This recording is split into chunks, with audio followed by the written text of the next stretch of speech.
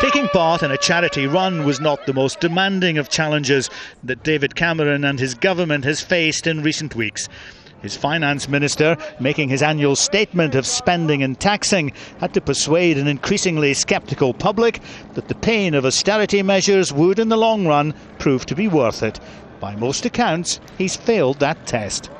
I think there's very much a view that Downing Street has not handled any of these issues well. It's not worked out how they're going to play in the media. The reaction from the public, the media, has been very, very bad, and there have been calls for major change in Downing Street and in the Conservative Party so the government can get its message across better and avoid some of these terrible pitfalls.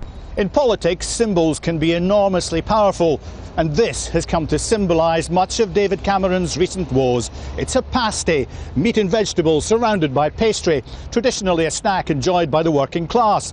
This government has just slapped a 20% tax on food like this. The suspicion is that not many of the elites surrounding David Cameron will ever have tasted one of these. At the same time as introducing the so-called pasty tax, the government was cutting tax to the rich and asking pensioners to pay more.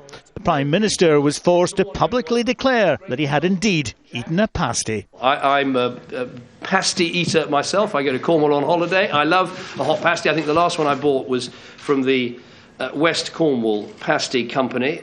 But the government's troubles had only just begun. There was a bungled attempt to avoid a fuel crisis. Faced with the threat of a strike by delivery drivers, one minister advised motorists to keep their tanks full. Long queues built up at filling stations. The government was forced to retract advice to hoard petrol in cans in garages because of safety fears. There was also a scandal about donations to Cameron's Conservative Party and the backlash from plans to allow security services to intercept emails. Britain has so far avoided the sort of violence that countries such as Greece have seen over austerity measures. That's largely because UK voters had trusted the coalition government to spread the pain evenly. That trust has been badly dented. David Cameron's government has much work to do to get its message across. Harry Smith, Al Jazeera.